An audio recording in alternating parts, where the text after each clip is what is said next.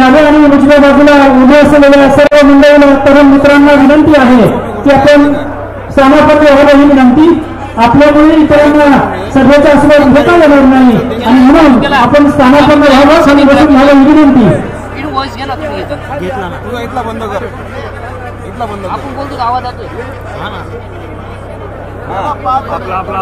इथला माईक बंद करून इनपुट घे. आता रेल टॅग आता मायक्रोफोन घेतला, मायक्रोफोनचा घेतला, मायक्रोफोनचा आता लॉक केला. हा जर गेल ना जसं प्रॉब्लेम आला ना तर तो घेऊन टाक. पण आता इथला नको त्याला कॉर्ड नाही ना डायरेक्ट गेला. हॅलो, गाडी पार्किंगकडे जेवढी मंडळी उभी आहे त्यांनी या सभास्थानाकडे येऊन स्थानापन्न व्हायचं आहे. गाडी पार्किंग जिथं आपण करतो त्या ठिकाणी बरीचशी मंडळी उभी आहे. मान्यवरांचं आगमन झालेलं आहे. आदरणीय सुषमाताई अंधारे यांचं व्यासपीठावर विचारपीठावर आगमन झालेलं आहे. महाविकास आघाडीचे अधिकृत उमेदवार डॉक्टर आदराबाबा हिरे पाटील यांचं आगमन झालेलं आहे. माननीयांना विनंती आहे की आपण छत्रपती शिवाजी महाराज प्रतिमाच्या ठिकाणी पुतळ्याच्या ठिकाणी पूजन करावं.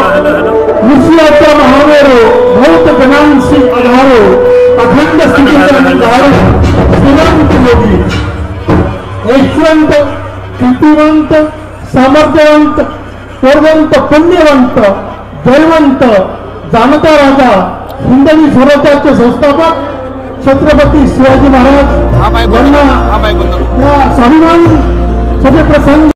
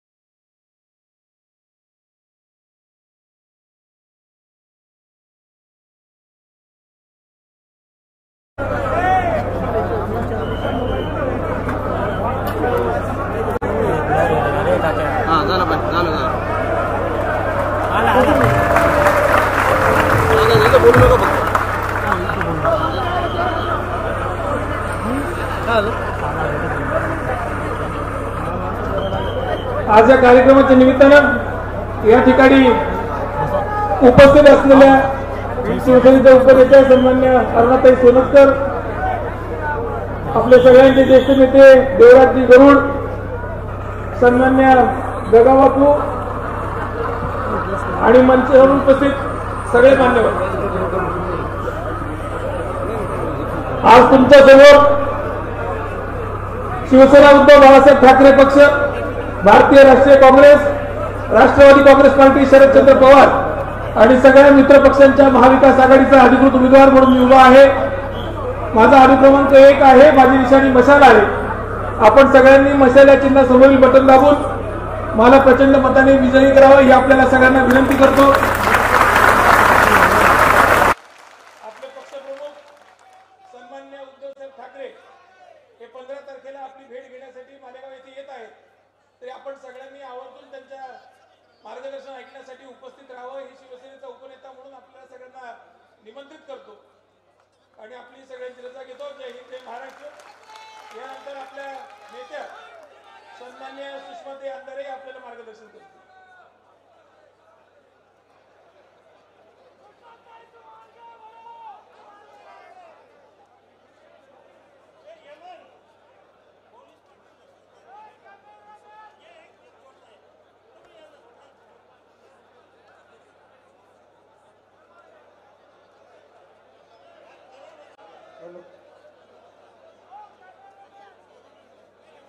माननीय नेत्या सुषमाताई अंधारे, त्याचबरोबर महाविकास आघाडीचे अधिकृत उमेदवार आदरणीय डॉक्टर अद्वैयाबा हिरे, तमाम सर्व मतदार बंधू भगिनी, सन्मान्य व्यासपीठ, 1 मिनिटात आपल्या गावात सकाळीच एक दुःखद घटना घडली।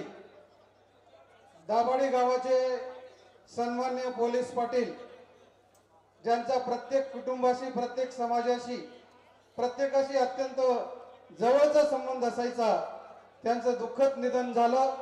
त्यांच्या सोबत या पंचक्रोशीत या कालावधीमध्ये मृत्युमुखी पावलेल्या सर्वांना, सर्व मान्यवरांना भावपूर्ण श्रद्धांजली या ठिकाणी व्यासपीठामार्फत अर्पण करतो।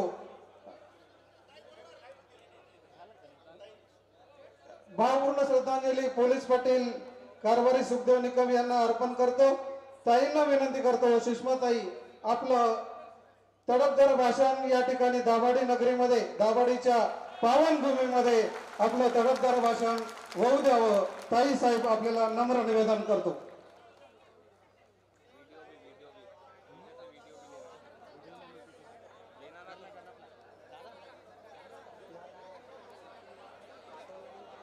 आजूबाजूला उभे असलेल्या सर्वांना विनंती असेल, आपण कृपया खाली बसून घ्यायचं आहे। पाठीमागे जर आपल्या मागे कोणी बसलेलं असेल तर त्यांना या सभेचा आनंद घेऊ द्यावा, त्यांना विचार ऐकू द्यावे, सभा बघू द्यावी। उभ्या असलेल्या सर्व मान्यवरांना मी विनंती करतो, आपण सभास्थानी बसून घेण्याचं करावं।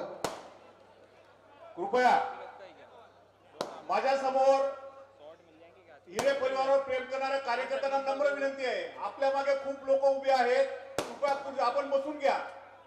समोर, माझ्या समोर जे लोक आहेत त्यांनी कृपया खाली बसा। नम्र विनंती, जिथे आहे तिथे समोरच्या लोकही बसा खाली, बाकीच्या लोकांना दिसत नाही। मंडपाच्या समोर असणारे कृपया खाली बसून घ्या, मागे खूप लोक,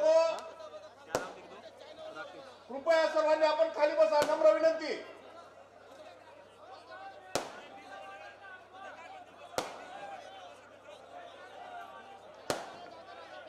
या दाभाडीच्या ऐतिहासिक अशा हुतात्मा दगा निकम चौकात यापूर्वी प्रचंड सभा झाल्यात, न भूतो न भविष्यती अशी आजची सभा आहे। या सभेचा प्रतिसाद प्रचंड दिसतो आहे, म्हणजेच अद्वैयाबा हिरेंना त्यांच्या मशाल या निशाणीवर, या निशाणीचा अनुक्रम नंबर आहे 1 क्रमांकावर सर्वच जण बटन दाबून प्रचंड मताने त्यांना विजयी करणार आहे, हा निश्चय या ठिकाणी सर्वांचा दिसतो आहे। आम्हाला ग्वाही देतो, संपूर्ण दाभाडी पंचक्रोशीत प्रचंड मत आपल्याला प्राप्त होणार आहे। या हुतात्मा दगा निकम चौकामध्ये स्वातंत्र्यपूर्व काळात शेतकरी कामगार पक्षाचा या दाभाडीमध्ये प्रबंध झाला, अधिवेशन झालं। एक ऐतिहासिक घटना त्या कालावधीमध्ये झालेली आहे। या ऐतिहासिक घटनेची नोंद इतिहासामध्ये आहे। यानंतर ताईंना विनंती करतो, ताई ज्या शिवसेनेच्या बुलंद तोफा आहेत, महाराष्ट्रभर त्यांची भाषणं गाजतायत, ताईंना नम्र विनंती करतो, ताई साहेब, सुषमा ताई साहेब, आपण आपलं बुलंद वक्तृत्व या दाभाडी नगरीत पेश करावं। आदरणीय सुषमाताई अंदर।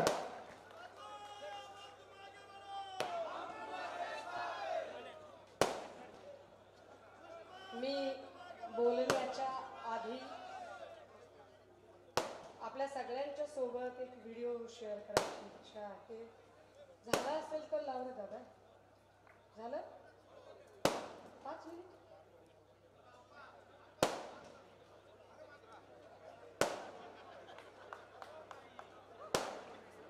हाइट दिवा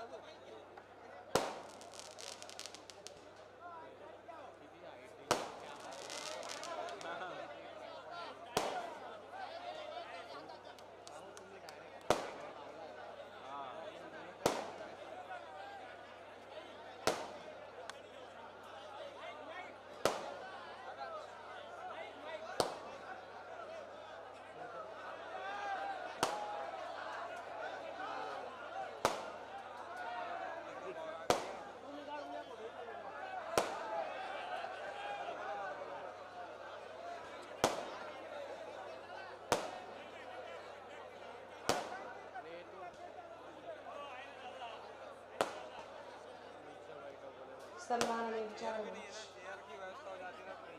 विचार मंचाच्या समर्पित आपण सर्व सन्मानाने परिवर्तनाच्या लढ्यात ज्या ज्या महामानवांनी महानायकांनी योगदान दिलं त्या सर्व महामानवांना महानायकांना विनम्र अभिवादन केलं. शिवसेनेचा हा वटवृक्ष ज्यांनी वाढवला घडवला त्या वंदनीय बाळासाहेबांना अभिवादन करत या प्रचार सभेसाठी उपस्थित असलेले मंचावरील सर्व काँग्रेस राष्ट्रवादी काँग्रेस शरदचंद्रजी पवार साहेब शिवसेना उद्धव बाळासाहेब ठाकरे पक्ष सीपीआय सीपीएम शेतकरी कामगार पक्ष समाजवादी पक्ष Aam Aadmi party Republican party of India Gavai गट यासोबतच सर्व समविचारी पक्ष संघटना या सगळ्यांचे सन्माननीय पदाधिकारी मंचावर उपस्थित डॉक्टर अपूर्वजी हिरे श्री देवरामजी गरुड सौ अरुणाताई सोनजकर दशरथजी निकम काशीनाथजी पवार पवन ठाकरे जितू देसले गजाराम जाधव संदीपजी पाटील आणि ज्यांच्या प्रचारासाठी म्हणून ही सभा आयोजित केली आहे ते महाविकास आघाडीचे एकमेव अधिकृत उमेदवार तुमच्या सगळ्यांचे लाडके अर्थात आबा अद्वैजी हिरे. हे जरा एकदा आवर्जून सांगितलं पाहिजे बरं का. आपल्याकडे दादा भाई भैया भाऊ असं खूप काही असतं. पण तुम्हाला माहितीये का बापाला काय म्हणतात ते? आबा आबा.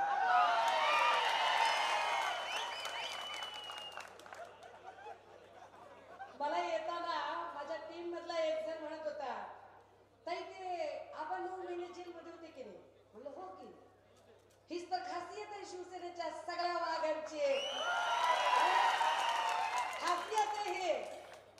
झुकेगा नाही साला. काही वेळा झुकेगा नाही साला. त्यांना असं वाटलं की ते त्यांच्या ईडी सीबीआय आणि या सगळ्या कचाट्यामध्ये अडकवतील आणि त्यांना मैदान मोकळं होईल. पण इतक्या सहजासहजी सुटका होत नसते. आणि आम्ही वारंवार असं म्हणतोय की ज्याने कुणी मातोश्री ठाकरे शिवसेना या शब्दांवर आघात केले त्या प्रत्येकाचा चक्रवाढ व्याजासकट हिशोब घेतला. राजे हो, ही प्रचार सभा एका उमेदवाराला विजयी करण्यासाठी नाही. ही प्रचार सभा फक्त एका व्यक्तीचा प्रचार करायचा म्हणून नाही. ही प्रचार सभा राज्यात जी अनागोंदी दहशत गुंडागर्दी असुरक्षितता महागाई बेरोजगारी अनारोग्य वाढलेलं आहे त्या सगळ्यांचं उत्तर म्हणून महाविकास आघाडी स्थापित करण्यासाठी आणि ज्या ज्या बदमाशांनी वाह्यासुरत गुवाहाटी करत सन्माननीय पक्षप्रमुखांना वर्षा बंगल्याच्या पायऱ्या उतरायला भाग पाडलं होतं त्यांना त्याच वर्षावर त्याच्या 10 पट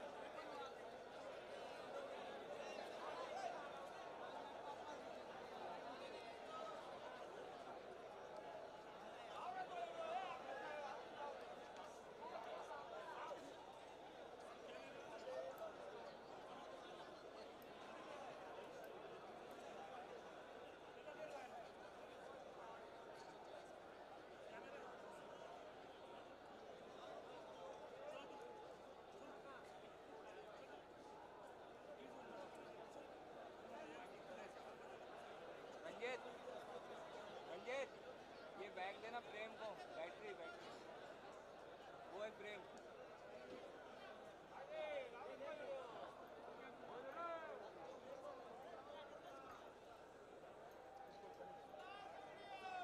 प्रेम का वो है प्रेम का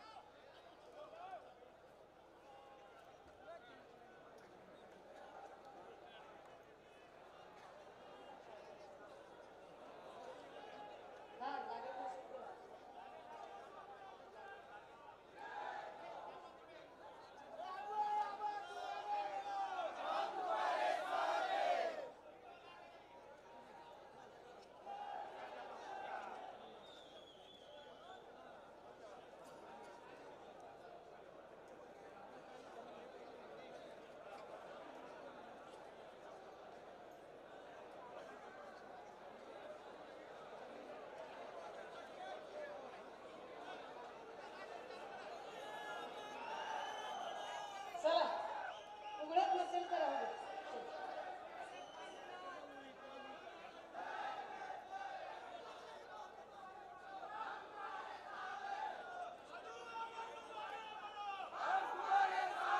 अपेक्षा आहे की ही सगळी सभा मला याची ए दादा अरे कळलं हातवाय आम्हाला कळलं की तू आलायस आणि 50 पोरं घेऊन आलायस थांब जरा ते सांगायचं असतं की आबा आलोय बरं का तुमच्यासाठी म्हणून तर कळलं तुझी नोंद घेतली आता थांब जरा राजे हो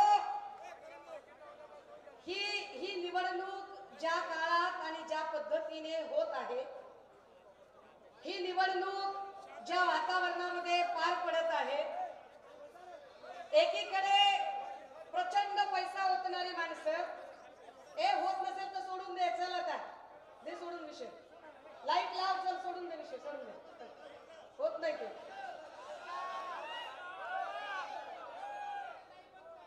अरे राहू देत आता होत नाही तर राहू दे ना सोडा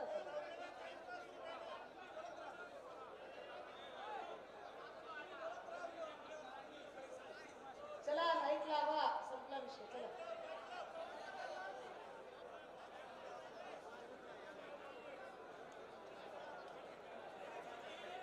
किशोर बस झालं चला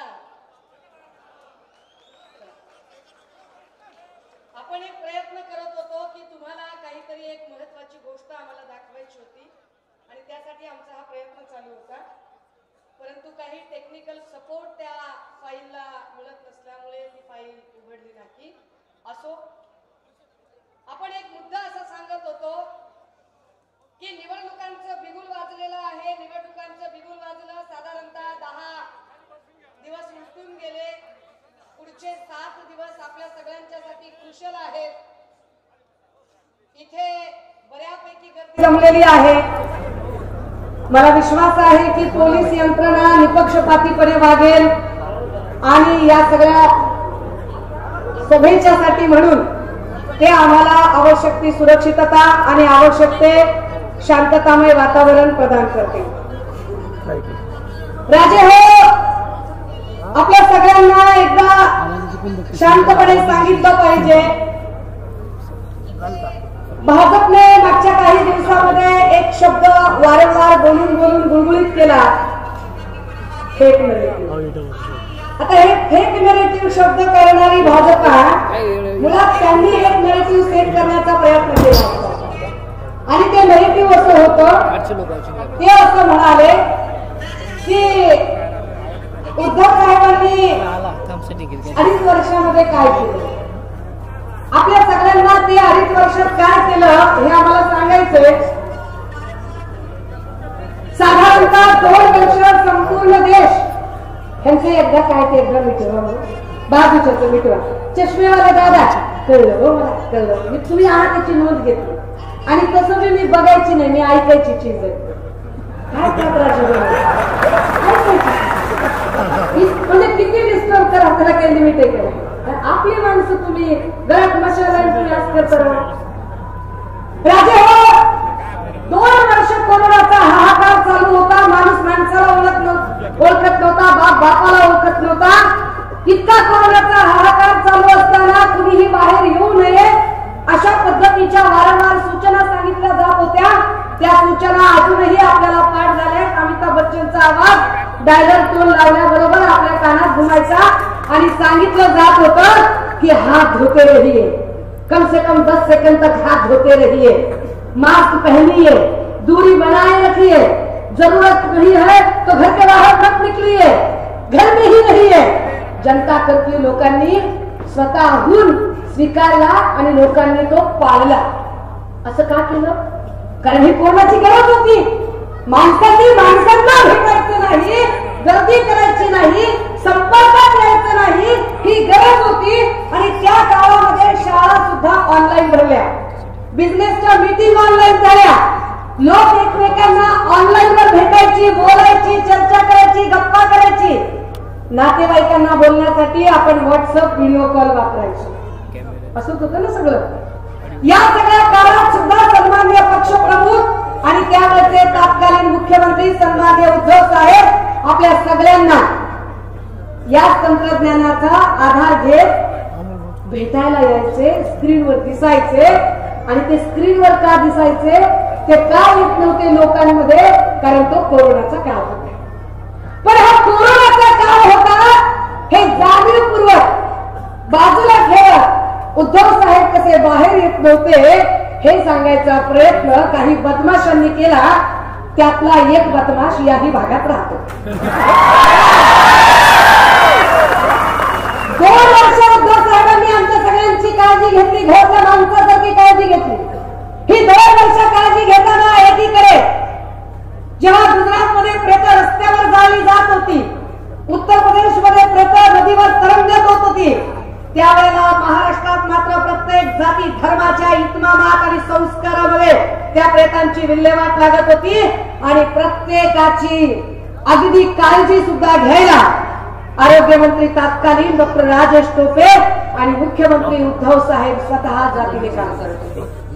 हे फार उल्लेखनीय आहे की कोरोना काळात जेवढे बल्क मृत्यू एका रात्रीत झाले नाही, तेवढे बल्क मृत्यू कोरोनाचा काळ उलटून गेल्यावर आता गद्दार यांचं सरकार असताना, काय तो खेकडेवाला माणूस तानाजी सावंत, हा तानाजी सावंत आरोग्यमंत्री असताना एवढे मृत्यू बल्क मध्ये झाले. घाटीमध्ये झाले, संभाजीनगरला झाले, नांदेडमध्ये झाले, दस्तूरखुद्द कळव्यामध्ये झाले. 2 वर्ष उद्धव साहेबांनी सगळ्यांची काळजी घेतली. 6 महिने कशात गेले? 2 वर्षानंतर अचानक उद्धव साहेबांना मणक्याचा विकार उद्भवला. आजार इतका दुर्धर होता की माणूस जगेल की वाचेल याची शक्यता नव्हती. आदरणीय रश्मी बहिणी आपल्या 2 लेकरांना पंखाखाली घेऊन काहूर भरल्या नजरेने त्या आयसीयूच्या रूम कडे बघायच्या की आपला नवरा आत आहे, आपला नवरा मृत्यूच्या दारीमध्ये आहे, आपली 2 लेकरं आहेत जी अत्यंत सभ्य, सुसंस्कृत आणि सज्जन वातावरणात वाढलेली लेकरं आहेत. काय करावं या सगळ्यांमध्ये? आणि मग उद्धव साहेबांनी आपल्या विश्वासातल्या एका माणसाला बोलवलं. विश्वास याच्यासाठी वाटला कारण तो माणूस 2 दिवसांपूर्वी काहीतरी बोलत होता, मला कोणी हलक्यात घेतलं नाही, मला कोणी हलक्यात घ्यायचं नाही, मला तुम्ही हलक्यात घेतलं म्हणून मी तुमचं सरकार पाडून दाखवलं. अरे दादा, तुला हलक्यात का घेतलं? का घेतलं हलक्यात?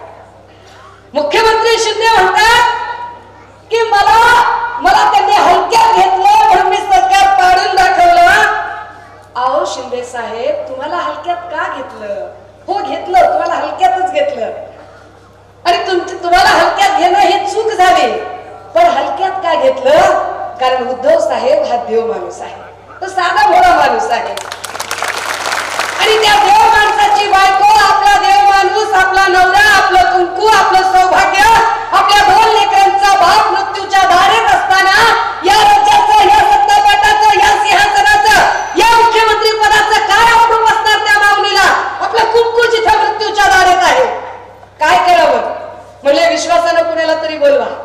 आदित्यदादांनी विश्वासाने बोलावलं एकनाथ शिंदेंना आणि गटनेते पदाचं पद बहाल करत एक कागदात एक अथॉरिटी दिली की चालू, तुझ्या सहीने होऊ दे काही गोष्टी, गरज पडेल तुला. दिलं होतं कशासाठी कागद, सही कशासाठी केली होती आणि त्याचा वापर कशासाठी झाला? आता पिक्चर काढून दमायला लागले धर्मवीर वगैरे काय. अरे आम्ही बी पिक्चर काढू सत्ता आल्यावर.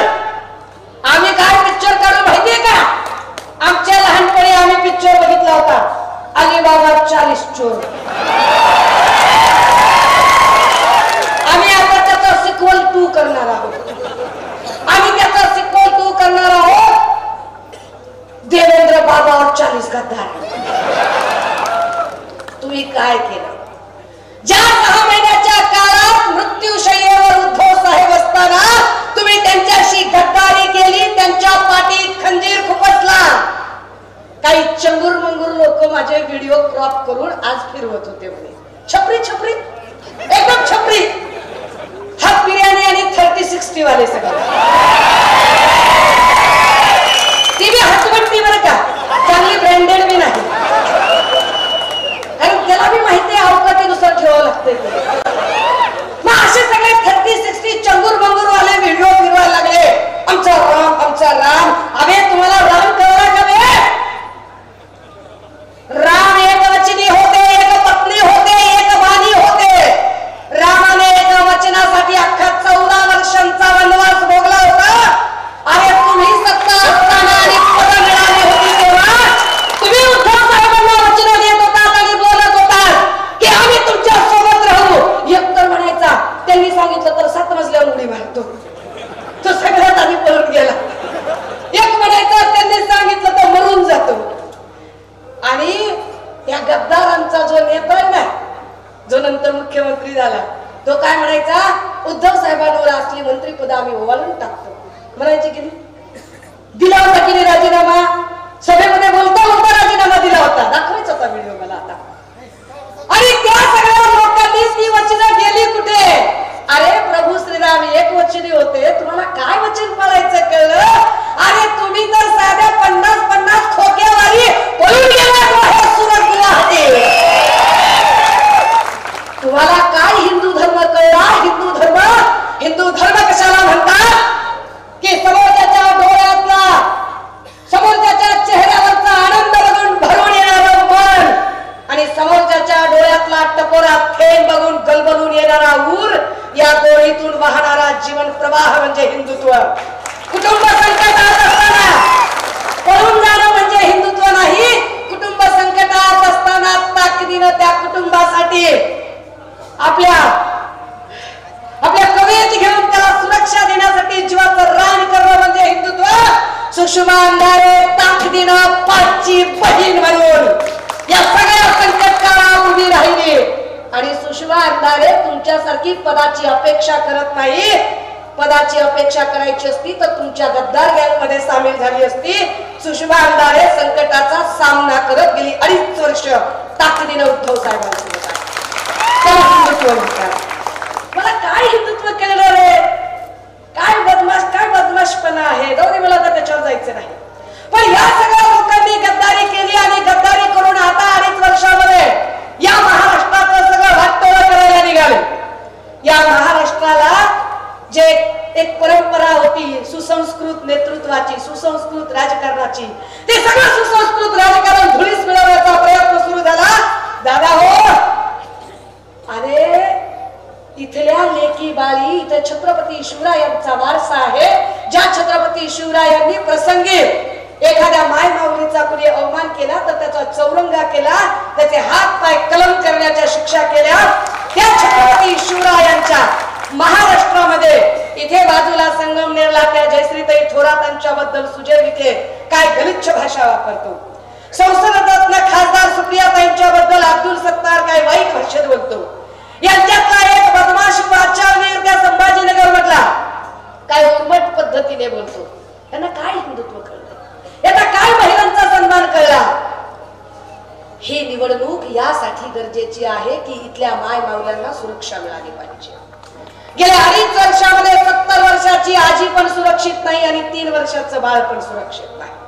3 वर्षाच्या लेकरांवर जर बलात्कार होत असतील, 3 वर्षाचं बाळ, ते बाळ जर सुरक्षित राहत नसेल आणि त्याच्यावर गृहमंत्री असणारे देवेंद्र फडणवीस जर चकार शब्द बोलू शकत नसतील तर आम्ही कुणाच्याकडे बघायचं? आम्ही कुणाची अपेक्षा करायची? पण देवेंद्र फडणवीसांकडून आम्ही काय अपेक्षा करावी? गृहमंत्री असणाऱ्या देवेंद्र फडणवीसांना स्वतःच्या बायकोला जिथं सुरक्षा देणं होत नाही तिथं ते आम्हाला काय सुरक्षा देतात? सभागृहाच्या पटलावर स्वतः देवेंद्रजींनी सांगितलं आहे की माझ्या पत्नीवर, अमृतावर अनिक्षा जयसिंगा नावाची व्हॉइस फाईल करत होती, तिथे व्हिडिओ रेकॉर्ड करत होती आणि म्हणून माझ्या बायकोने एफआयआर केली. आता गृहमंत्र्याच्या बायकोची जर व्हिडिओ रेकॉर्ड होऊ शकतात तर गोरगरिबाच्या लेकरांचं काय? आणि असा माणूस गृहमंत्री म्हणून कसं काम करू शकत? ह्याला चाणक्य म्हणतात काही लोक. चाणक्य असा असतो होय? अरे चाणक्य नेते घडवतो. पवार साहेबांना लोक चाणक्य वगैरे म्हणतात कारण पवार साहेबांनी नेते घडवले. दिलीप वळसे पाटील असतील, हसन मुश्रीफ असतील किंवा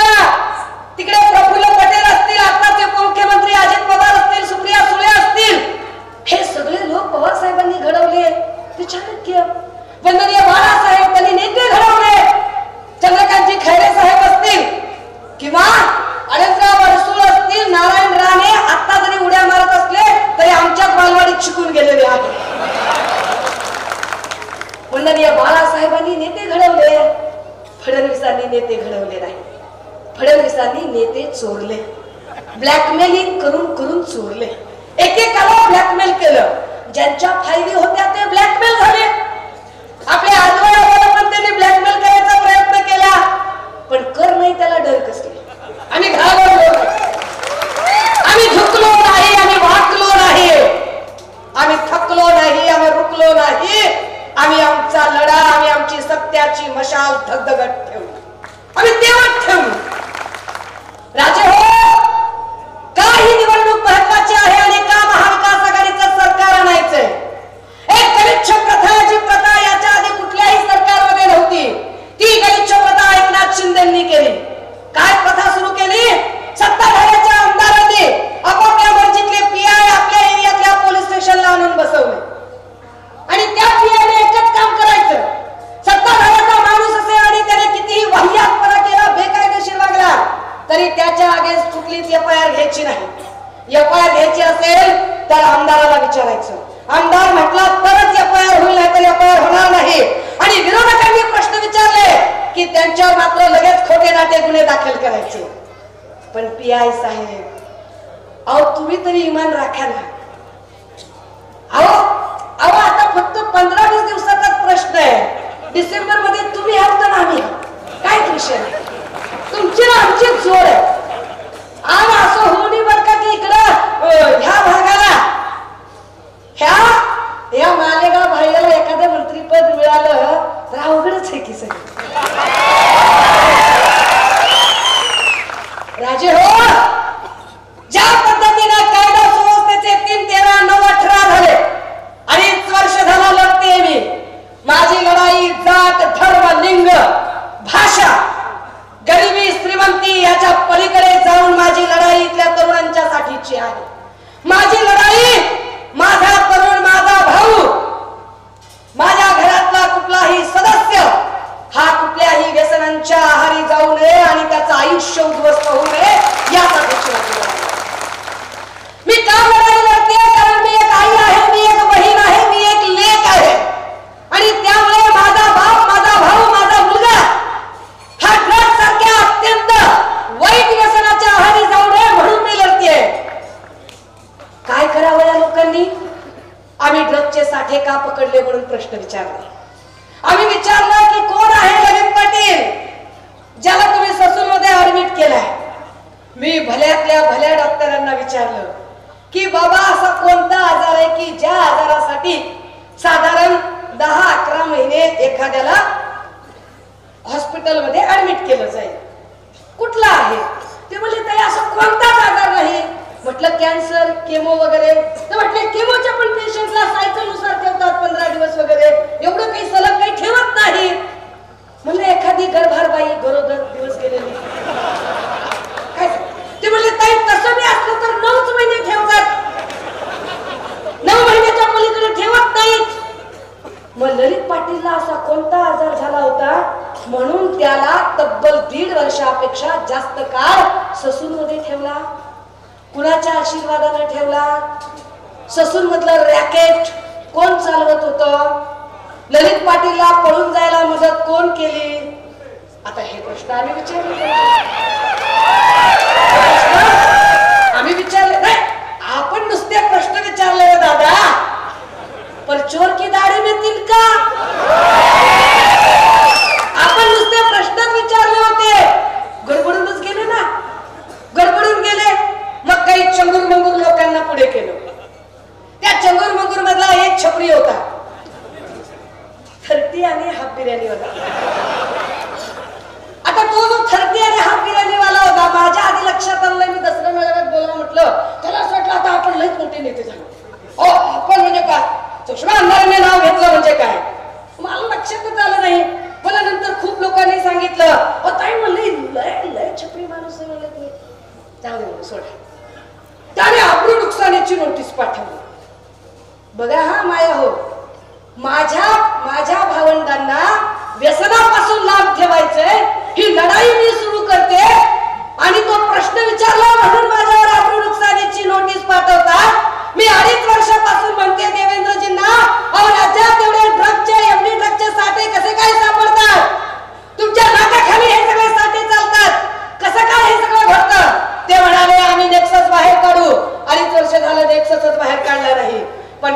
विचारणाऱ्या सुषमा अंधारेवर केस करतात असा कोणता न्याय आहे की विरोधकांनी प्रश्न विचारल्यावर असं कोणत्या काळात कोणत्या सरकारच्या काळात झालं की विरोधकांचा प्रश्न विचारण्याचा अधिकार हिरावून घेतला आणि विरोधकांनी प्रश्न विचारल्यावर सत्ताधाऱ्यांनी त्यांच्यावर केसेस टाकल्या. पण इथं झालं मी साधा प्रश्न विचारला की अरे बाबा ललित पाटील त्याचा कारखाना नाशिक मध्ये सापडला. नाशिकचे पालकमंत्री हे भुसे साहेब आहेत. मग पालकमंत्र्याला माहित नव्हतं का? साधा प्रश्न है बर का. दो बातें हो सकती है सनम तेरे इकरार की. दो बातें हो सकती. मी काय प्रश्न विचारलाय? मी प्रश्न असा विचारला की साधं ब्युटी पार्लर जरी उघडायचं असेल तर ब्युटी पार्लर उघडायला सुद्धा परवाना लागतो, शॉप ऍक्ट लागतं, लायसन लागतं, तुमचं शिक्षण पूर्ण झालं का नाही, काही माल खरेदी करावा लागतो, एखादं शॉप तयार करावं लागतं, गिराईक यावे म्हणून जाहिरात करावी लागते, पिठाची गिरणी जरी टाकली शॉप ऍक्ट लागतं, लायसन लागतं, लाईट बिल भरावं लागतं. असतात किती गोष्टी. एवढा मोठा एवढी ड्रगचा कारखाना जर नाशिक मध्ये उभा राहिला तर त्या कारखान्यासाठी आवश्यक असणाऱ्या गोष्टी, त्याचं गोडाऊन, त्याची जागा, तिथलं ट्रान्सपोर्टेशन, एवढ्या सगळ्या गोष्टी पालकमंत्र्यांना माहित नाहीत असं कसं शक्य आहे? साधा प्रश्न कसं शक्य आहे? पण मी काय म्हणलं, दो बातें हो सकती है सनम तेरे इकरार की, सनम तेरे इनकार की असं मी गृहीत धरते की चला तुम्हाला पहिल्या प्रश्नाचं उत्तर की तुम्हाला माहितीच नाही बाबा. जर तुम्हाला माहित नाही एवढी मोठी गोष्ट तुमच्या एरियात घडत होती तर तुम्ही कसले पालकमंत्री? तुम्ही काय कॉप्या करून पास झालेले आहात काय? मंत्री म्हणून जर तुम्हाला कारभार बघता येत नसेल, तुम्हाला कळत नसेल की तुमच्या एरियामध्ये एवढी ड्रगचा एवढा मोठा कारखाना चालू आहे तर तुम्ही करत काय होतात? या मालेगाव शहरात सगळा ड्रग माफियांचा धुमाकूळ कुणाच्या आशीर्वादाने झाला? कोण होता तो पठ्ठ्या? ड्रग माफियाचं ललित पाटीलशी नेमकं नातं काय होतं? साधे साधे प्रश्न होते आपले.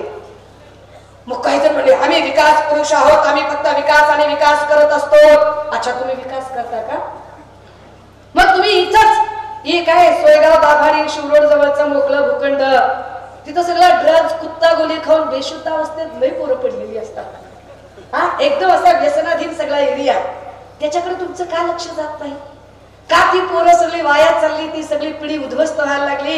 अहो, एखाद्याच्या घरात व्यसनाधीन माणूस असेल तर त्याच्या कुटुंबातल्या बायकांना विचारा की ती किती त्रस्त असतात, ती किती परेशान असतात की घरात जर कुणी व्यसनी असेल तर.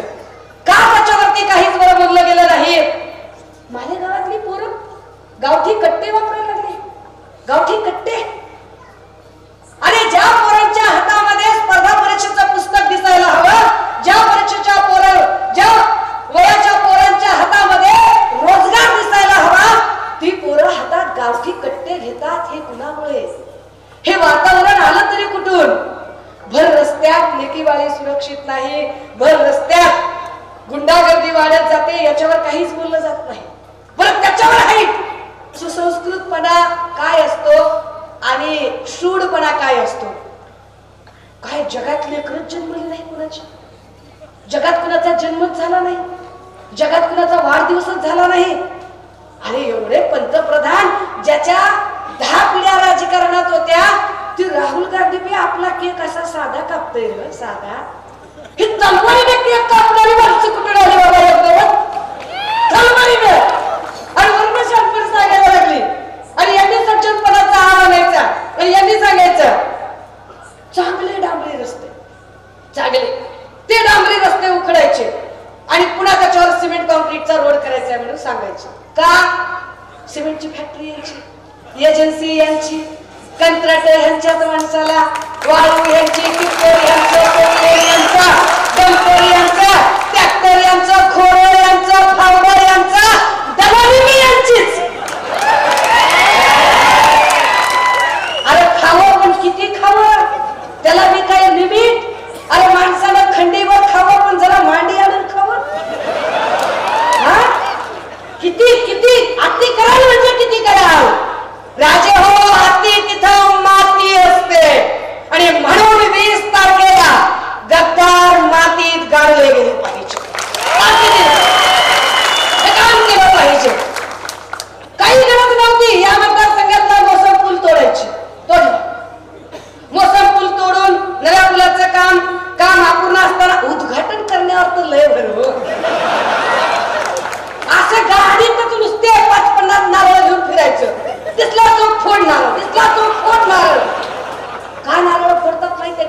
पाठीमागे एक अर्थशास्त्र आहे. याच्या मागचं अर्थशास्त्र काय आहे? नारळ फोडायचं आणि आपल्यातलाच एखाद्या पंटरला तुला दिलं म्हणायचं टेंडर, मग ती शांत राहते. बघ तुला काम दिले, हे काम पूर्ण करून तुला बिल घ्यायचं असेल तर पण आता आपल्याला निवडणुकीचं काम करावं लागेल, मग मला निवडून आणावं लागेल. बघ तू तुझे हे 500 मतदार सांभाळ, त्या एका कामासाठी ते करते आपलं त्या 500 लोकांचा खर्च. अर्थशास्त्र आहे त्याच्या पाठीमागे. हे असं अर्थशास्त्र करून करून चालवणारी लोक रातोरात डांबर वतायचं, रातोरात रस्ता, हे अवघड खेळ. काय म्हणजे काय पद्धतीची माणसं. आपण साध्या साध्या मागण्या केल्या मालेगावसाठी. मी मगाशी गेले.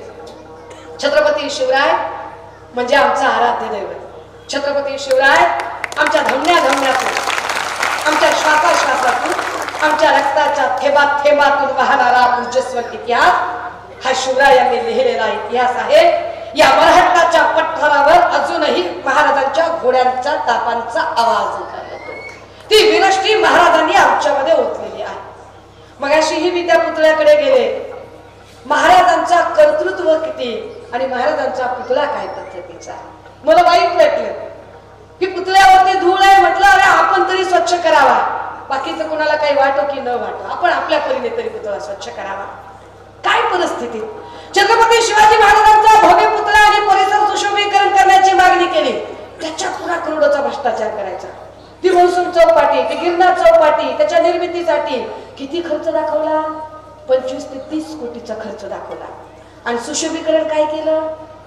जुने टायर, जुने टायर, कीड लागलेले लाकडं, भुसकट, भुसाच सगळा. आणि ते भुसा आणि ते लाकडं आणि ते टायर आणि त्यालाच रंग देऊन आणि त्यालाच टाकाऊतून टिकाऊ काम केलं. 10-15 लाखाचं बिल दाखवलं 25 ते 30 कोटीचं. अव दादा, अव आम्ही काय धोत्रावर इन करतो काय?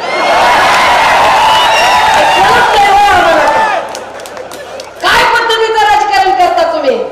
रात्री अपरात्री विरोधी पक्षातल्या माणसाला धमकवायचं, पैशाचं आमिष दाखवायचं, नाही ऐकला तर त्याला अजून मारहाण करायची, खोटे गुन्हे दाखल करायचे आणि त्याला चल माझ्या पक्षात, चल माझ्या पक्षात. कारण असं तर कुणी येत नाही, असं तर कुणी सहजासहजी गद्दार व्हायला तयार नाही. त्यांना असं वाटलं की अद्वैयाबावर केस टाकल्यावर अद्वैयाबाचे समर्थक आपल्याकडे घेता येतील. पण मला असं वाटतंय की ही सगळी गर्दी बघितल्यावर त्यांच्या घरातला जेवढा म्हणून बारचा स्टॉक असेल, आज सगळा स्टॉक घरी संपवते. आज काय घरी झोपत नाही हे सगळं. राजे हो, काही निवडणूक महत्वाची आहे. अरे आमच्या लेकरांना नोकऱ्या मिळणं अपेक्षित होतं, नाही मिळाल्या नोकऱ्या. गेल्या 2.5 वर्षामध्ये बीएड ची कुठलीही भरती निघाली नाही. गेल्या 2.5 वर्षामध्ये 70 मधल्या 65 प्रकारच्या परीक्षांचे पेपर फुटले. का पेपर फुटले? कारण 65 प्रकारच्या परीक्षा ज्या सरकारी पद्धतीने व्हायला हव्या होत्या त्या आउटसोर्सिंग वेंडर आणि ठेकेदारांना घ्यायला दिल्या. ठेकेदारांकडून परीक्षा पद्धती आणि नोकर भरतीची प्रक्रिया राबवून घेतली आणि ठेकेदारांनी आपापल्या स्वार्थानुसार मधून मधून पेपर फोडले. लेकरांनी डोळे फोडून अभ्यास करायचं. गोरगरिबांच्या आया ज्यांना त्या पेपरचे, त्या परीक्षेचे पैसे भरणं होत नाही. एक परीक्षा द्यायची म्हणलं की लेकराला 1000 रुपयाचं चलन भरावं लागतंय, 200 रुपये कम्प्युटरला खर्च करावे लागतात. परीक्षा दाबाडीत होत नाही. परीक्षा कुठतरी मालेगावात होत नाही किंवा आजूबाजूला होत नाही. परीक्षा जिल्ह्याच्या ठिकाणी होते. जायला यायला लेकराला 1000 रुपये लागतात. एका परीक्षेसाठी लेकराला 2500 रुपये कुठून द्यायचे गरीबाच्या आई बापाने? मग गरीबाची आई गळ्यातलं काय जे असेल, मणी मंगळसूत्र, जे काही किडूक पिडूक ते विकते, नाही तर आपल्या घरातलं शिरडू किरडू विकते, त्याला 2500 रुपये देते. लेकरू डोळे फुट अभ्यास करतं, परीक्षा देतं, घरी येतं. माय बापाला वाटते आता लेकराला नोकरी लागेल आणि पेपरला बातमी येते पेपर फुटला, भरती रद्द. किती भरत्या रद्द केल्या यांनी? 65 प्रकारच्या भरत्या रद्द केल्या. कशा रद्द झाल्या 65 प्रकारच्या भरत्या? आउटसोर्सिंगचा ठेका कुणाला दिला होता? आउटसोर्सिंगचा ठेका दिला होता बीबीजी क्रिस्टल कंपनीला. बीबीजी क्रिस्टल कंपनी कुणाची? प्रसाद लाडची. प्रसाद लाड कुणाचा? देवेंद्र फडणवीसांचा. देवेंद्र फडणवीस कुणाचे? भाजपचे. भाजप कुणाची? अदानी अंबानीची. गरीबाचं कोण आहे? अरे गरीबाचा वाली कोण? तुम्ही ड्रग्ज माफियाचे वाली, तुम्ही ठेकेदारांचे वाली, तुम्ही कमिशन खाणाऱ्या दलालांचे वाली. राजे हो, ही निवडणूक का गरजेची आहे? कारण गोरगरिबांचा विचार मांडायचा असेल तर आम्हाला महाराष्ट्राच्या सत्तास्थानी पुन्हा एकदा उद्धव बाळासाहेब ठाकरे आणि उद्धव साहेबांना स्थापित करायचं असेल तर अद्वै आबासारखा एक शिलेदार इथून निवडून द्यावा. अद्वै आबाची लढाई ही अद्वै आबाची लढाई नाहीये, ही एकट्या अद्वै हिरेंची लढाई नाही. ही लढाई मालेगाव मधल्या प्रत्येक त्या पीडिताची लढाई आहे, जो इथल्या ड्रग माफियांना त्रासलेला आहे, इथल्या वाळू माफियांना त्रासलेला आहे, इथल्या या लोकांच्या सौदेबाजीला, यांच्या गुंडागर्दीला, यांच्या दहशतीला, यांच्या दडपशाहीला जो माणूस त्रासलेला आहे त्या प्रत्येकाची ही लढाई आहे. म्हणून ही लढाई आपल्याला लढायची. ही लढाई लढताना मध्ये मी नाशिकला आले आणि मी म्हटलं की मला एक नाशिक मधून पत्र आलं बाबा, ते छोटी भाभी बडी भाभी कुत्ता गँग गोली कुत्ता असं मला त्याच्यात माहिती होती सगळी. मी नुसतं एवढं बोलले बघा. आमच्या गावाकडे एक म्हण आहे, नाक खाजवलं नक्तवर मला. नुसतं आपण नाक खाजवलं तर नक्तवर मला. आम्ही नुसतं बोललो आणि काय लागलं बाबा ह्यांना असं दना दना दना झोंबलं लगेच. अरे काय झोंबतंय तुम्हाला? बाकी कुणाला झोंबत नाही, तुम्हालाच महाराष्ट्रात का झोंबतं? काय संबंध आहे तुमचा या सगळ्या लोकांशी? तुमच्या केसेसला घाबरत नाही सुषमा अंधारे, तुमच्या कुठल्याही गोष्टींना घाबरत नाही. घाबरणारी असते तरी त्या छाती ठोकपणे जगड्या छातीने उभारला महाराष्ट्रात पिंजून काढला नसता. आणि ताकदीने सांगते, इलाका तुम्हारा धमाका हमारा.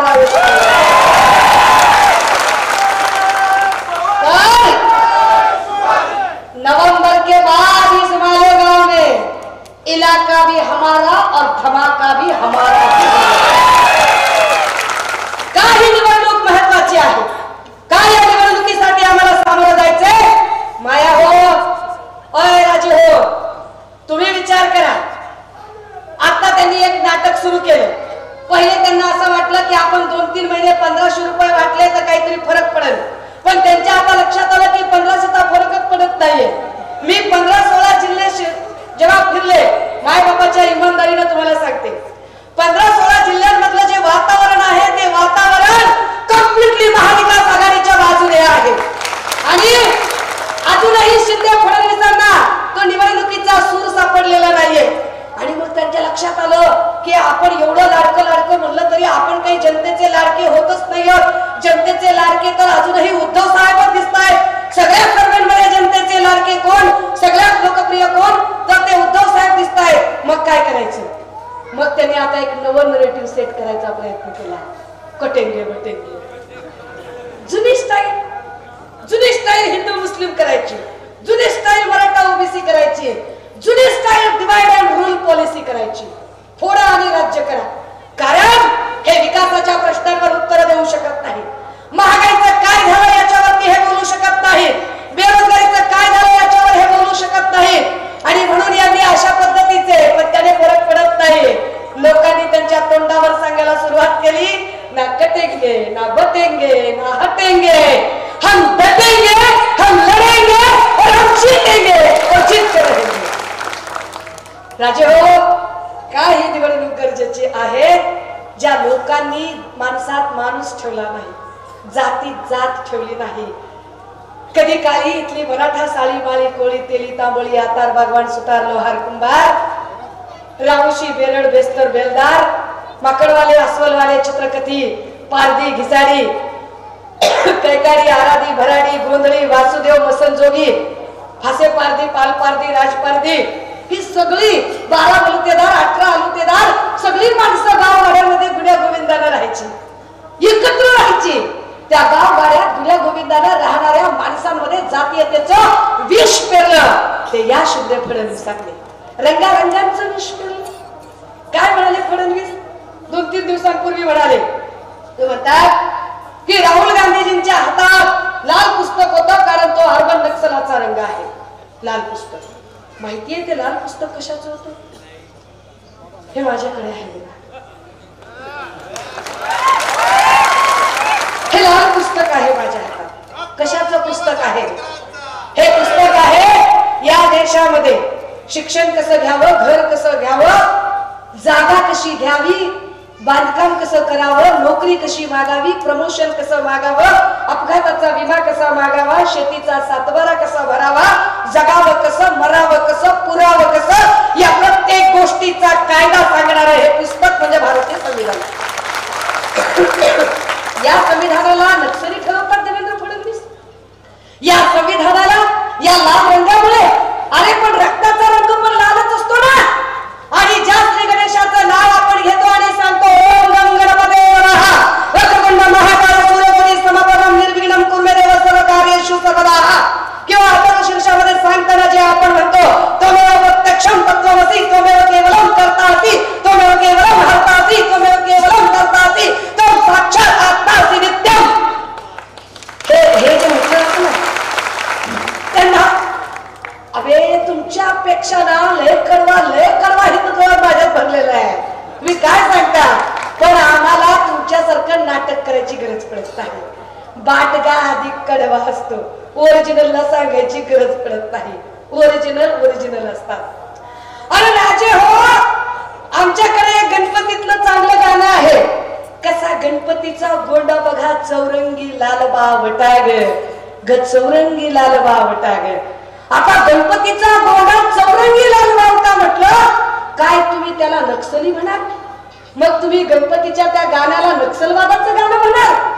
देवेंद्र फडणवीसजी, या पुस्तकाला नक्सली ठरवत, हे पुस्तक हातात ज्याच्या आहे त्याला नक्सली ठरवत. तुम्ही या नुसत्या संविधानाचा अपमान केला नाही तर हे संविधान लिहिणाऱ्या विश्वरत्न डॉक्टर बाबासाहेब आंबेडकरांचा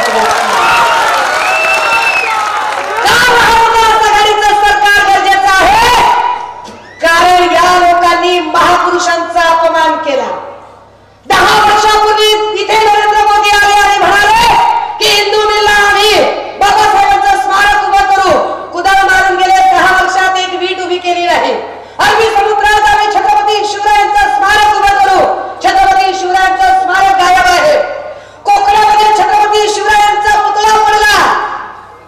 आणि काय सांगतात शिंदे साहेब? एकनाथ शिंदे म्हणाले ताशी 45 किलोमीटर वेगानं वारं वाहत होतं. आधी माहित नव्हतं का तुला?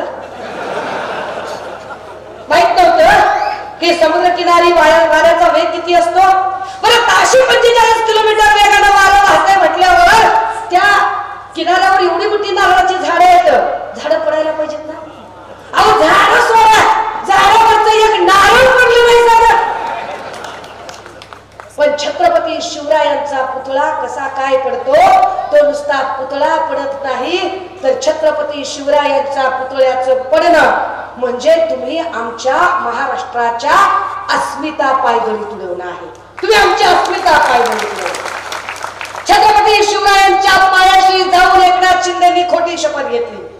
तुम्हाला वाटत असेल की ताई तुम्ही दादा भुसेवर का बोलत नाही, शब्द बोलत नाही. आपला स्टाईल आहे, आपला स्टाईल आहे. प्याद्यांना आपण धरतच नाही, आपण वजीर धरतो.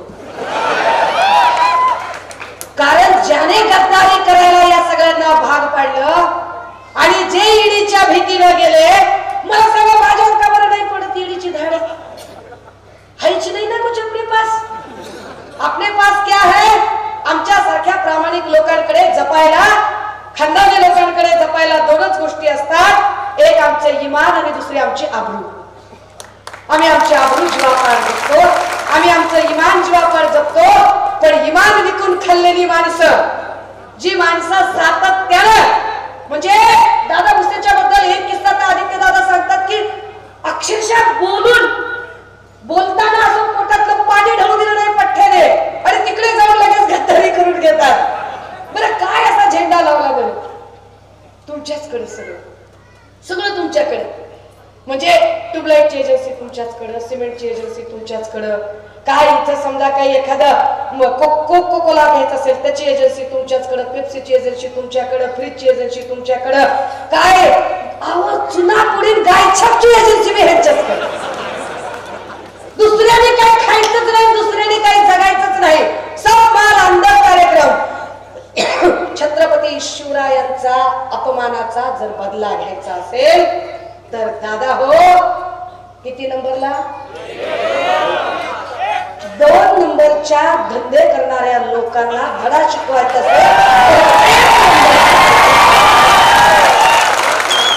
तर 1 नंबरचं बटन. आणि हे 1 नंबरचं बटन दाबताना माया हो दादा हो नीट विचार करायचा. त्यांनी आता लय जाहिराती विराती केल्या बरं का. मला सांगा माय बाप्पाच्या इमानदारीनं तुम्ही तुमच्या बहिणीची लग्न लावून दिली, आपापल्या आईपतीप्रमाणे लावून दिली, थाटावाटात लावून दिली, 2 लाख खर्च केला, 5 लाख खर्च केला, 10 लाख खर्च केला. लग्नाच्या मांडवात बहिणीला तुम्ही जेव्हा काय कुकर दिला, मिक्सर दिला, फ्रीज दिलं, टीव्ही दिलं, सोफा दिला, खुर्ची दिली, त्याच्यासोबत बॅनर लावला का? लाडक्या बहिणीच्या लग्नात 5 लाख खर्च केले, लाडक्या बहिणीच्या लग्नाला 10 लाख रुपये केला का बॅनर? नाही. कधीतरी तुमचा भाऊ तुम्हाला भेटायला आला नाही आणि भाऊ भेटायला आला आणि भावानं कुरवडी आणली, पापडी आणली, लोणचं आणलं आहे की नाही. कधी कधी दाणा आणला, काय ज्वारी आणली, बाजरी आणली. असेच तुम्ही बोलला असाल दाजीची लय गडगड चालली रे आणि पोराची बी बघ ट्युशनची फीस भरायची. दादाने इकडे तिकडे बघत असेच 5-10 हजार रुपये तुमच्या हातात घातले. दादाने जाऊन बस स्टँडला बॅनर लावला का लावला नाही? तो खरा दादा आहे आपला, तो आपला खरा भाऊ आहे. त्याला बहिणीच्या नात्याचा मान कळतो, त्याला बहिणीच्या नात्याचा सन्मान कळतो. ह्यांना बहिणीचं नातं बितं काही कळत नाही, यांना फक्त मतांची वोट बँक कळते आणि म्हणून ऍडव्हर्टाईज करतात, प्रत्येक गोष्टी जाहिरात करतात. अरे पण जाहिरात कुणाची असते आम्ही वारंवार म्हणतोय, आम्ही वारंवार सांगतोय की तुम्ही टीव्ही बघता, नेटफ्लिक्स बघता, अमेझॉन बघता, काय वाटतं ते मोबाईल स्क्रोल करता, लय जाहिराती बघता. आणि जाहिरात पुस्तकाची येते का? जाहिरात तुपाची येते का? बदामाची येते का? मनुक्याची येते का? सुकरमेवाची येते का? योगाची येते का? कीर्तनाची येते का? पंचकर्माची येते का? वेदकर्माची येते का? नाही. जाहिरात कशाची येते? जंगली रवी पे आओ ना महाराज. जाहिरात कशाची येते? खूप जने जंगल बैठेंगे 3 यार हाथ में और बैक पैक सोडा. जाहिरात कशाची येते? बोलो जुबा. जाहिरात वाईट गोष्टींची असते, जाहिरात वाईट गोष्टींची असते. शिंदे फडणवीस वाईट विचारांचे आहेत म्हणून त्यांना जाहिरात करावी लागते. आजोळ्या आबांना म्हटलं वातावरण कसं आहे ते म्हटले वातावरण लय भारी आहे ताई पण पैशाचा पूर आहे. हो इथंच नाही सगळीकडे पैशाचा पूर आहे. पण या वेळेला महाराष्ट्राच्या जनतेनं ठरवलंय दाबून पैसे घ्यायचे आणि दणकवून मशाल मारायची. पैसे काय तुमच्या माझे आहेत, पैसे आपल्याच कष्टाचे आहेत. कशाला घाबरायचे आपण पैशाला? आपलेच पैसे आहेत. जायचं ईव्हीएम मशीनला आणि ईव्हीएम मशीनचं बटन दाबताना लक्षात आणायचं डाळीचा भाव किती झालाय, एवढा वाढलाय, दाब मशालीचं बटन. तेल किती ना वाढलंय, दाब मशालीचं बटन. आपल्या सोयाबीनला भाव देत नाही, दाब मशालीचं बटन. आपल्या लेकरांना ड्रगच्या नादाला लावतो, दाब मशालीचं बटन. असं कुरकुरू मशाल चालवायची. आत्या मालेगावात इकडून आली, तिकडून आली, कुठून बी आली तर मशालच पेटी उघडली की मशालच दिसली. का करायचं हे? कारण महाविकास आघाडीने ठरवलं की आम्ही महालक्ष्मी समृद्धी योजनेअंतर्गत महिलांच्या आर्थिक सक्षमीकरणासाठी ते महिना 3000 तर देऊच हो, पण त्याच्या जाहिराती करणार नाही. आम्ही जाहिरात करत बसणार नाही त्याची, आम्ही ते तर देऊच देऊ. पण सगळ्यात महत्वाचं महाराष्ट्राच्या लेकी बाळींना सुरक्षितता मिळाली पाहिजे यासाठी आम्ही आज सन्मान्य पक्षप्रमुख उद्धव साहेबांची बॅग तपासली. काल पण बॅग तपासली. मीडियावाल्या हो तुमच्यासाठी खुरट चला घ्या. त्यांना अजून पंचलाईन मिळाली नसेल तर तुम्हाला दिली पाहिजे. काल बॅग तपासली, आज बॅग तपासली. आज तर साहेब म्हणले बाबा तुम्हाला एवढ्या बॅगा तपासायचा नाद आहे तर मी माझी 2 माणसं कमी करतो, माझे कपडे धुण्याचं बी काम आणि माझ्या बॅगा उचलण्याचं बी काम तुम्हीच करून टाका. लक्षात घ्या निवडणूक आयोगाने आमच्या बॅगा तपासण्याला मनाई नाही. त्यांनी आमच्या बॅगा तपासाव्यात, त्यांनी आम्हाला वाहन परवाने विचारावेत, त्यांनी सगळं करावं. पण हे सगळं करताना ते फक्त उद्धव ठाकरेंचंच का? कशासाठी? काय नॅरेटिव्ह सेट करायचंय तुम्हाला? काय तुम्हाला दाखवायचंय? तुम्हाला हे दाखवायचंय का नेत्याची बॅग चेक करू शकतो तर आम्ही तुमच्यावर तर कुठली केस टाकून तुम्हाला अडकवू शकतो. तुम्ही दबाव निर्माण करू पाहताय, तुम्ही घबराटीचं वातावरण तयार करण्याचा प्रयत्न करताय. पण तुमच्या या घबराटीच्या वातावरणाला आम्ही भीक घालत नाही. आमचं म्हणणं एवढंच आहे की उद्धव साहेबांची किंवा आमच्यापैकी कुठल्याही जे आम्ही सभा घेतोय, राज्यभर फिरतोय, आमच्या कुणाच्याही बॅगा तुम्ही तपासाव्या. पण आमच्या बॅगा तपासत असताना तुम्ही शिंदे, फडणवीस, पवारांच्या बॅगा कधी तपासल्या? तर त्यांच्यातला HD व्हिडिओ स्पेशालिस्ट तो किरीट सोमय्या, व्हिडिओ आले होते ना काहीतरी लय चांगले तो HD video specialist Kirit Somaiya म्हणतोय की लोकसभेला आता तारखेला एकनाथ शिंदेचा सुद्धा एकनाथ शिंदेची बॅग जेव्हा तुम्ही तपासली तेव्हा तुम्ही 50 प्रकारचा मीडिया तिथं नेला, जाणीवपूर्वक एक फार्स केला आणि फार्स करून दाखवलं की बघा बघा बॅग तपासली. पण ते तुम्ही लोकसभेला केलं. उद्धव साहेबांची बॅग तपासताना एकही मीडिया तिकडे नव्हता. जे व्हिडिओ आले ते व्हिडिओ उद्धव साहेबांनी स्वतः रेकॉर्ड केलेले होते. गेली 10 दिवस शिंदे, फडणवीस, पवार राज्यभर फिरत आहेत पण 10 दिवसात त्यांची एकदाही बॅग तपासली जात नाही. याचा अर्थ मुख्यमंत्री पदावरच्या एका अत्यंत प्रतिष्ठित आणि कोरोना काळात काम केलेल्या जगभरात लोकप्रिय ठरलेल्या व्यक्तीचं ठरवून प्रतिमाहनन करण्याचा हा प्रयत्न भाजपाकडून होत आहे. मात्र उद्धव साहेबांवर प्रेम करणारी महाराष्ट्रातली जनता तुमचा हा गलिच्छ प्रकार अजिबात सहन करून घेणार नाही आणि ते तुम्हाला धडा शिकवल्याशिवाय राहणारही नाही. दादा हो, या दडपशाहीच्या विरोधातच आपल्याला उभं राहायचं आहे आणि म्हणूनच ही दडपशाही जर मोडून काढायची असेल तर मतदान प्रक्रियेत आपल्या सगळ्यांना सहभागी व्हावं लागेल. मग त्यांनी काही अजून काही चंगूमंगू गोष्टी केल्या. काही अपक्ष उभे करायचे, 10-20 अपक्ष उभे करायचे. मग अमुक एका समूहाचं मतदान असेल तर त्याच समूहातनं 10 उभे करा, या समूहातनं 5 उभे करा, त्या समूहातनं 5 उभे करा, त्यांना 20-22 लाख रुपये देऊन काहीतरी करा. ही जी नाटकं असतात ही मत आडवा आणि मत जिरवाची नाटकं असतात. हे मत आडवा आणि मत जिरवाचं जे राजकारण आहे ते राजकारण तुम्हा सगळ्यांना कळलं पाहिजे. तुमच्या निकालावर हे अवलंबून आहे की मालेगावची जनता गद्दारांना साथ देते की मालेगावची जनता इमानदारीवर भरोसा करून इमानदार माणसाच्या सोबत उभी राहते. राजे हो, तुमच्या समोर असणारा उमेदवार त्याच्या नुसत्या नावात हिरे नाही तर तो अस्सल हिरा आहे आणि या अस्सल हिऱ्याला स्वर्गीय भाऊसाहेब हिरे यांची दैदिप्यमान परंपरा आणि वारसा लाभलेला आहे. हा एक प्रचंड मोठा दैदिप्यमान वारसा ज्या कुटुंबाला लाभलेला आहे त्या कुटुंबातून अद्वय आबा या मालेगावसाठी एक फार मोठं आव्हान पेलू इच्छितात आणि ते आव्हान पेलताना त्यांनी एवढ्या संकटांचा सामना केला तरी सुद्धा त्या संकटांसमोर ते अजिबात झुकले नाही. त्या संकटांचा सामना करत त्यांनी ठामपणे सांगितलं की काहीही झालं तरी मी तुम्हाला पराभवाची धूळ चाकल्याशिवाय राहणार नाही. आता जबाबदारी आपली आहे की त्यांचा प्रत्येक शब्द खरा करून दाखवायचा आणि म्हणून येणाऱ्या 20 तारखेला आपल्याला मशालीला भरघोस मताने विजयी करायचंय. 23 तारखेला गुलाल खेळायला मी तुमच्या सोबत येणार आहे. त्यामुळे निशाणी नीट लक्षात ठेवायची. चंद्र किती असतात रे? सूर्य, पृथ्वी आहे की नाही? जन्म किती वेळा मिळतो? एकदा. आणि EVM चं बटन किती नंबरला आहे? 1 नंबरला आहे. आणि चिन्ह काय आहे? काय चिन्ह आहे? काय चिन्ह आहे? मागच्या काय चिन्ह आहे? लढणार आणि फिरणार महाराष्ट्रात मशाल पेटणार. ताकदीनं मशाल पेटूया आणि आजवायांना या 23 तारखेला विजयी करूया.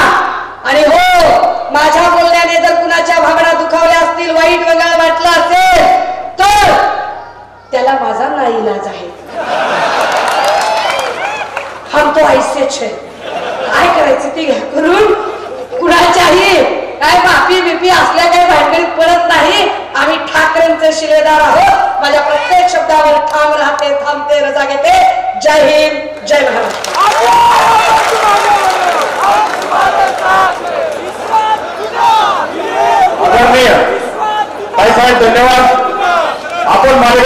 शिवसेनेकडून जी अपेक्षा व्यक्त केली, निश्चित त्याच्या पाठीमागे हा मालेगाव तालुक्यातील प्रत्येक शिवसैनिक आपल्या शब्दाला बांधील राहील. आगवा आवाजला आणि मशाल या चिन्हावर प्रचंड बहुमताने विजय कराल. यानंतर श्री करणजी चव्हाण यांचा जाहीर प्रवेश आज शिवसेनेत होत आहे. उद्धव बाळासाहेब ठाकरे शिवसेनेत आपलं स्वागत आहे. आदरणीय ताईसाहेबांच्या हस्ते आपलं स्वागत करण्यात येत आहे. बोला जय भवानी.